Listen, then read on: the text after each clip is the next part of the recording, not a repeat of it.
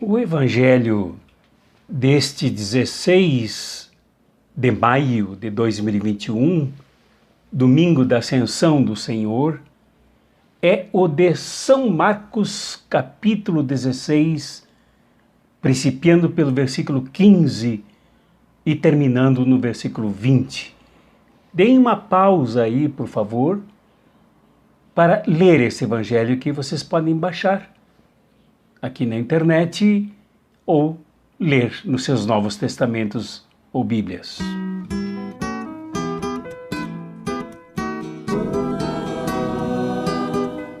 Para entendermos este Evangelho aqui anunciado, precisamos considerar 3 pontos contextuais.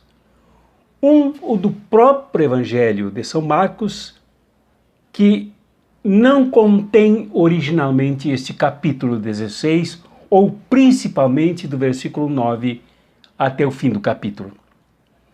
Este é um acréscimo de meados do 2º século da nossa era cristã. No entanto, este acréscimo não traz nenhum prejuízo ao conteúdo aqui acrescentado, porque ele é uma síntese de material recolhido de São Lucas, São Mateus e São João. Então não há prejuízo para o conteúdo. Simplesmente, para entendermos o Evangelho, é necessária essa informação. O segundo ponto da contextualização é o momento em que este Evangelho foi lido e por isso o acréscimo, que foi a grande perseguição sofrida pelos cristãos e pelas cristãs no final do 1º século e principalmente no 2º, sob o imperador Domiciano. Este imperador Domiciano impôs uma perseguição sangrenta aos cristãos e às cristãs de todo o Império Romano. Porque ele se considerava Deus, ele se afirmava como uma divindade, mais do que os outros imperadores do Império Romano. E não admitia concorrência, não podia tolerar que os cristãos e as cristãs manifestassem a fé num outro Deus que não fosse ele. Por isso, a matança generalizada, incluindo num rolo, numa lista de perseguidos, a sua própria esposa e a sua filha que se converteram ao cristianismo. Sob esta perseguição implacável, foi importante ler este Evangelho agora com um acréscimo. E o outro ponto contextual é o momento que nós vivemos hoje no Brasil e no mundo. Para entendermos esse Evangelho é preciso entendermos um pouco da situação que nós vivemos hoje, que é a da morte. Então aí eu destaco alguns pontos aqui na reflexão do Evangelho. O primeiro ponto que eu dstaco é que não dá para entendermos este Evangelho de João com este acréscimo sem essa informação da perseguição por Domiciano, se nós não entendermos os versículos anteriores, cujo texto começa no 1º do capítulo 16. O que aconteceu nesse relato? Aconteceu que os discípulos de Jesus e as discípulas de Jesus tremiam de medo e tremer de medo aparece nos versículos anteriores. Por exemplo, Maria Madalena tremeu de medo quando descobriu que Jesus não estava no túmulo. Ao se dirigir para o túmulo, ela e outras mulheres se perguntavam quem tiraria a pesada pedra colocada na entrada do túmulo. A pesada pedra colocada na entrada do túmulo já era uma representação do Império Romano em acordo com o templo judaico que juntos crucificaram Jesus e o sepultaram lá. A pedra imensa que amedrontava Maria Madalena e as mulheres era para significar o terror do Estado imperial romano, que, além de matar, impossibilitava a visita dos seguidores e das seguidoras de Jesus. Isso causava medo, mas mais medo ainda surgiu quando a pedra estava removida e o túmulo vazio. A grande dúvida atormentou os seguidores e as seguidoras de Jesus. Onde colocaram o corpo do Senhor? Para onde levaram o cadáver fruto do assassinato por parte de um acordo entre religiosos e o Império Romano? Isso causou muito medo. Quando elas regressaram, principalmente as mulheres, para os discípulos de Jesus em Jerusalém e contaram a eles, elas o fizeram tremendo, apavoradas, assustadas. Tudo as amedrontava, em total insegurança. Elas contaram aos discípulos e eles não acreditaram no túmulo vazio. Tanto que depois fizeram uma correria, segundo o relato de São João, que nós já vimos, em direção ao túmulo para tentar encontrar Jesus, tentar acreditar nas mulheres. E aí o versículo 14 é revelador. Ao cabo de tudo isso, Jesus entra no ambiente, Jesus vive ressurreto, entra no ambiente quando os 11 discípulos se reuniram em torno de uma mesa, numa refeição. Diante da sua comunidade apostólica, Jesus os recrimina, Jesus os critica por não crerem na ressurreição dele e por não crerem no relato feito pelas várias pessoas que se encontraram com ele após a sua morte, inclusive aquele casal que se dirigia para Emaús. Então, este versículo 14 é revelador, porque Jesus os recrimina, e recrimina neles, não as pessoas deles, mas a incredulidade deles, a dureza de coração deles, por não acreditarem nos que o tinham visto ressuscitado. E aí vale a pena a gente dar atenção a estas palavras, a incredulidade. Quer dizer, os seguidores de Jesus que se reuniam agora em comunidade, prontos para se servirem à mesa, não acreditavam naquele a quem seguiam. Não acreditavam na sua vitória contra o Estado. Não acreditaram na sua vitória contra a morte. Não acreditaram na sua ressurreição contra toda a violência sofrida por ele, Jesus, e pelos seus seguidores. E Jesus os criticou duramente por sua dureza de coração. A palavra coração, em toda a Bíblia, é uma figura para representar a subjetividade, o mais profundo da internalidade humana, o mais profundo da alma humana, que ou abraça determinada coisa ou não assume. Até pode fingir, mas não assume, senão se abrir. E os discípulos, as discípulas de Jesus ao redor da mesa eram de coração duro.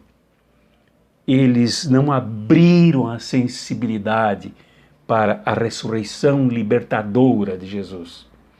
E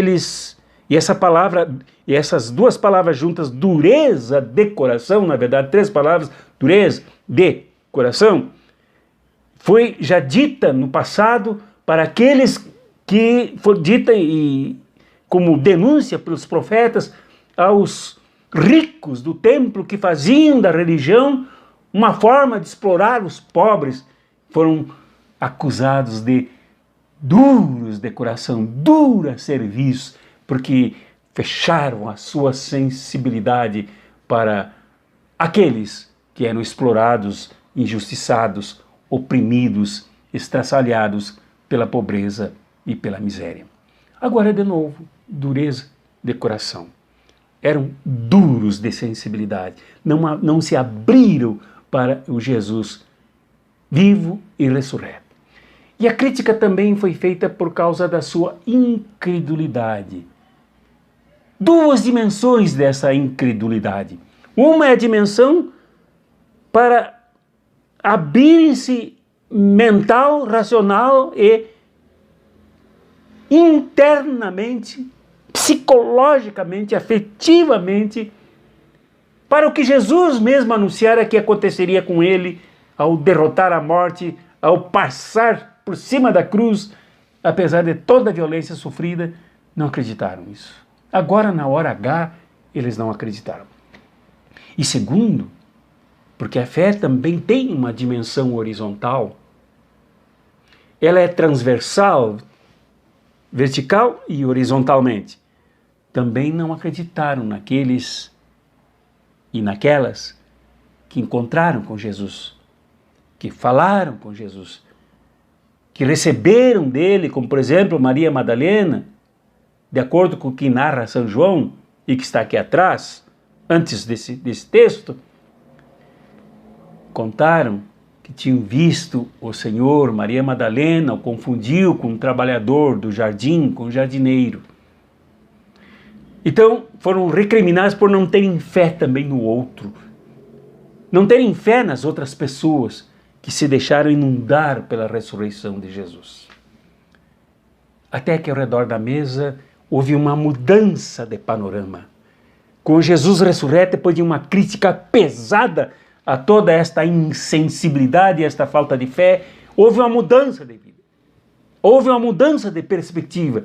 Houve uma nova dinâmica quando Jesus diz a eles: agora, ide por todo o mundo e pregai o evangelho a toda criatura. Quem crer e for batizado será salvo. Quem não crer será condenado. Jesus então propõe duas coisas, implanta duas coisas a partir da sua comunidade, diante de quem ele se revela, vive ressurreto por inteiro. A primeira coisa é entrar em movimento. Ide, anunciai, ide por todo mundo, ide por toda a criatura.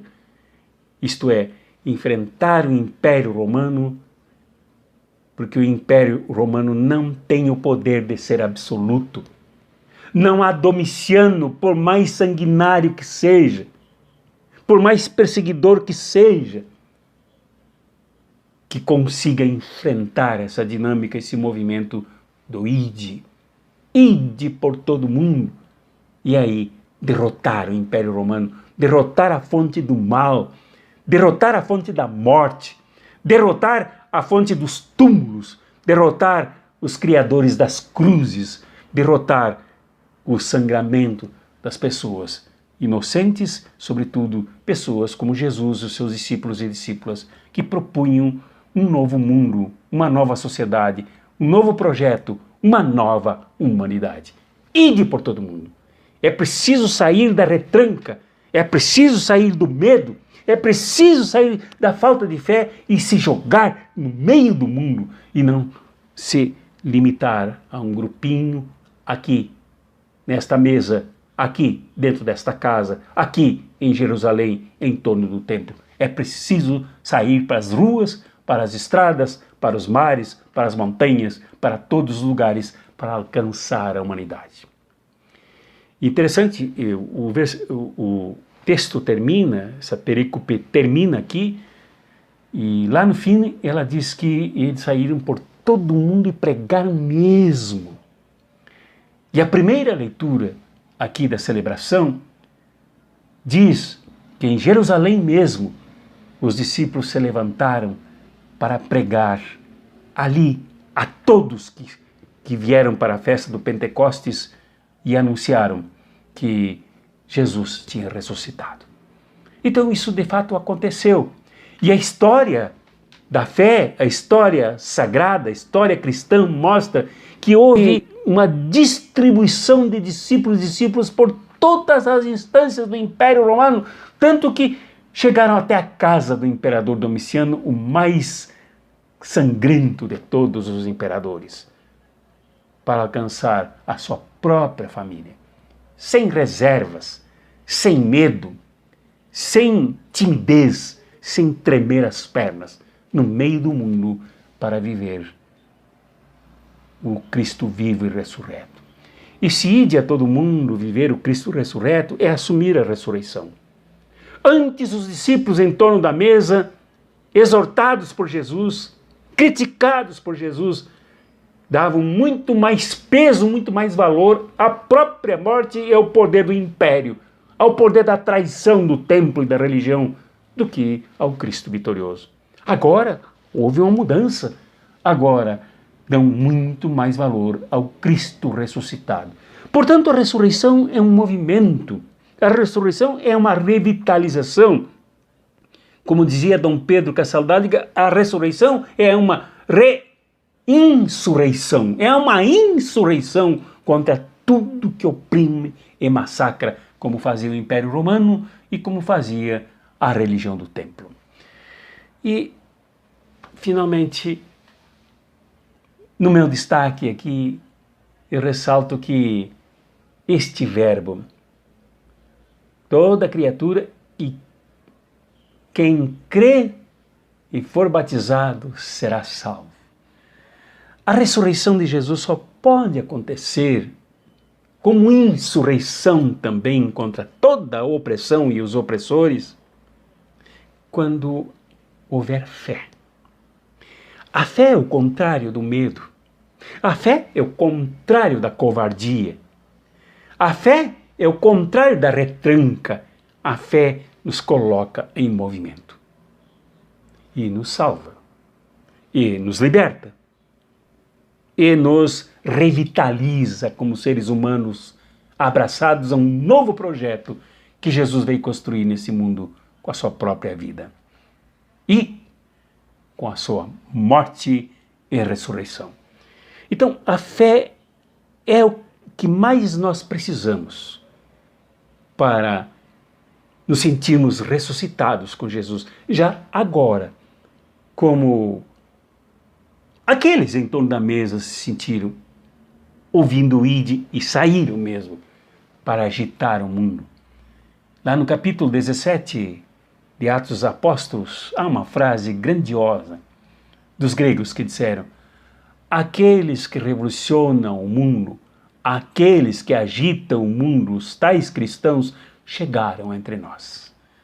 E é isso que ocorre quando abraçamos com fé Jesus ressurreto.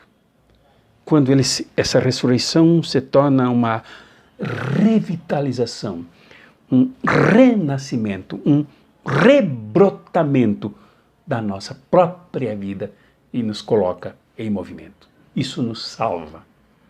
O que nos perde é o medo. O que nos perde é não crermos. O que nos perde e nos sepulta num túmulo apertado por uma pedra pesada é a falta de fé. Então, meu irmão, minha irmã, que esse mesmo Jesus que entrou na casa fechada, na casa da sua comunidade retrancada, da sua comunidade que precisava ser criticada, precisava ser censurada por ele, precisava ser enfrentada por ele, que esta fé que se instalou nos discípulos que saíram desabaladamente pelo mundo, seja a mesma que tome conta de ti, que tome conta de mim, que tome conta de nós, que nos coloque em movimento.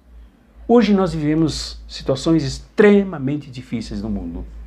No Brasil, de maneira especial, nós vivemos uma crise catastrófica que só será resolvida pelos que creem na vida, pelos que creem na ressurreição, considerando a ressurreição como esta energia, esta força estrondosa que é capaz de produzir em nós a coragem para insurreição, nos rebelarmos contra tudo isto que nos mata, usando inclusive um vírus como arma de mortalidade em massa.